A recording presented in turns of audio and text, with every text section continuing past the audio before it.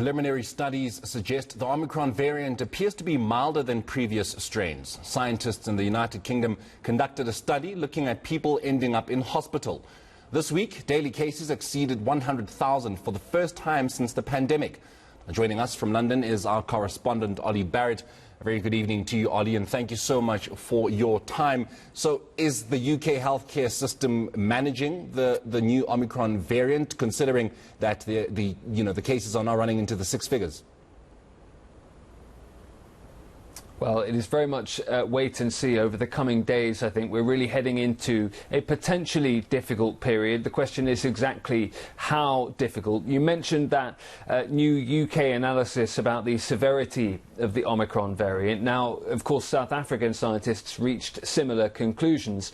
And it wasn't that the UK scientific community or the government here didn't believe what they were hearing from South Africa. They just wanted to make sure that those conclusions were replicated here when it comes to real-world data. They were concerned that given differences in demographics, in vaccine rollout, in immunity from previous infection, in the weather at this time of year, that it might be that what was being seen in South Africa might not play out here when it came to hospitalizations being seen as a result of the Omicron variant. But now that we've had that UK analysis suggesting that indeed Omicron is less severe than previous variants when it comes to hospitalization rates, there has been growing confidence that actually the healthcare system here will cope. Nonetheless, we've just seen another record set of figures coming in, over 120,000 new cases in the last 24-hour period. And the concern from healthcare professionals here and the government as well is that even if the severity means fewer people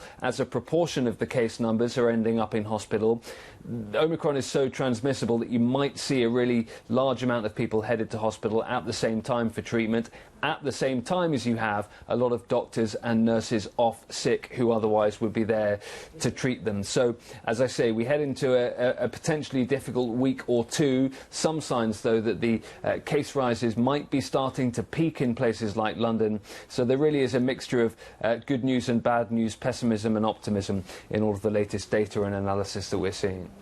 So now, Olly, if now the UK has the analysis that they were, seeking, and they are realizing that there could potentially be a rise in hospitalizations compared to, of course, the infections, why then is there no clamping down or tightening of restrictions? Because the Prime Minister and, the Health Secretary, of course, have mentioned that they are not going to be tightening the restrictions, at least for now, in this festive period. Yeah, they said there would be no tightening of restrictions for Christmas itself, and then they would review the data after that. Now, really what the cabinet around Boris Johnson was waiting for was exactly this analysis. They wanted to have it confirmed that Omicron is indeed less severe.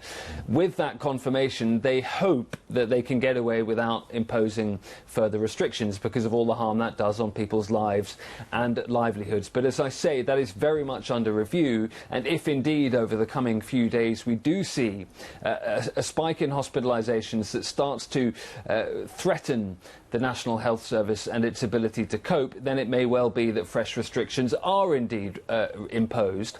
The criticism will then come that actually it's too late at that point. Those hospitalizations are already baked in and that the restrictions should have come earlier. It's a very difficult balance indeed for the UK government to strike in London. The Welsh government, the Scottish government, the Northern Ireland government have imposed some restrictions to kick in after Christmas. So we are seeing the different administrations of the United Kingdom head in slightly different directions, and we won't know who's got this one right for another couple of weeks or so.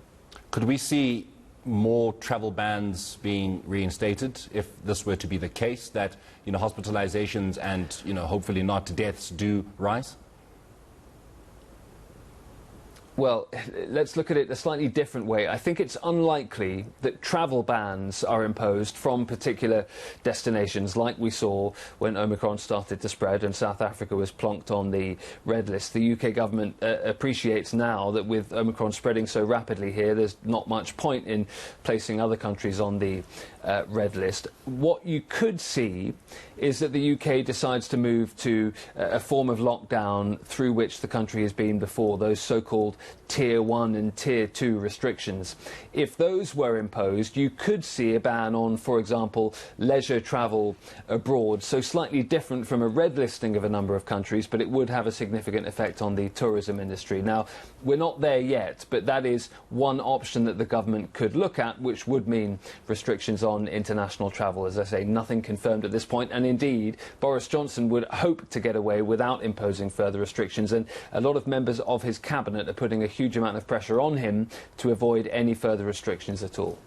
Olly, just before we let you go, there's been calls from a couple of Premier League clubs for there to be a break, from the league, for the clubs to be able to deal with the surge of cases, in particular teams that have been experiencing cases. Is the Premier League at all, showing signs of potentially bringing in a break, or are they too handling this matter as the government is?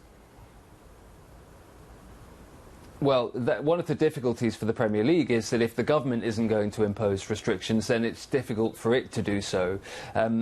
The Premier League at this point appears to want to try and crack on and deal with the cancellations as they come up, and then restructure and put new dates in for those games as and when possible. I think the Premier League fears that if you do try and put a circuit breaker in over a couple of weeks or whatever it might be, that A, that might end up being extended, and B, then you really have a large amount of fixtures to try and fit in before the end of the season, in a season which is already heading towards an early, difficult dates because of the impending World Cup in Qatar in 2022 and all of those types of issues. So for now, the Premier League wants to crack on as much as possible, but it is causing huge disruption weekend to weekend, and for a number of Premier League clubs and some clubs down in the lower leagues as well, like, for example, Wycombe Wanderers, who have their Boxing Day match called off this weekend, which may or may not have changed my own Christmas plans.